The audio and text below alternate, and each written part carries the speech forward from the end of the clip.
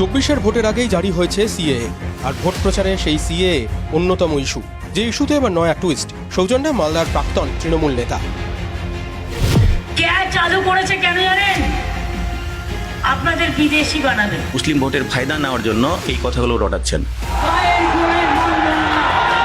Government যদি দেয় আমরা অ্যাকসেপ্ট করব, আমরা নিতে রাজি।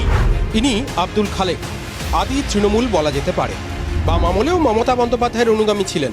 তৃণমূল ক্ষমতায় আসার পর থেকে তৈরি হতে থাকে দূরত্ব।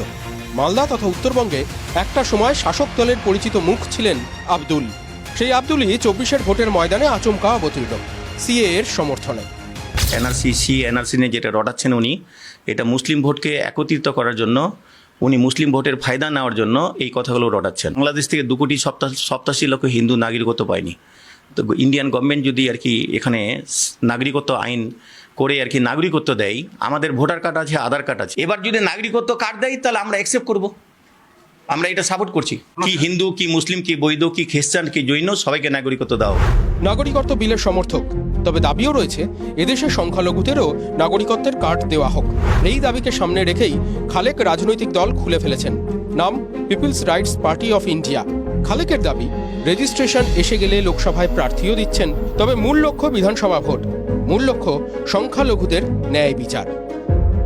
মালদাতে 12টা সিটের মধ্যে 8টা সিট দখল করলেন, 4টা বিজেপি পেলেন, 2টো প্রতিমন্ত্রী দিলেন, সামিনা এবং তজমুলকে, পূর্ণমন্ত্রী দিলেন না।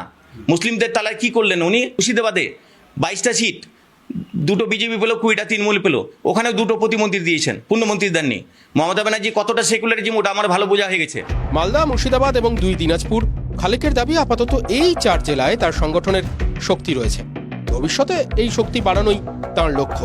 ভোটের মুখে আব্দুল খালেকের শক্তি কতটা, আদৌ শক্তি রয়েছে কিনা, আদৌ খালেকের অনুগামীরা ভোটে দাগ কাটতে পারবেন কিনা, এসবের উত্তর না মিললেও শাসকের সংখ্যালঘু ভোট বাক্সে কিছুটা হলেও চোনা পড়ার সম্ভাবনা তৈরি হচ্ছে কি? বিজেপি কিন্তু সম্ভাবনা তৈরি হয়েছে এটা অনুমান করে বেশ খুশি।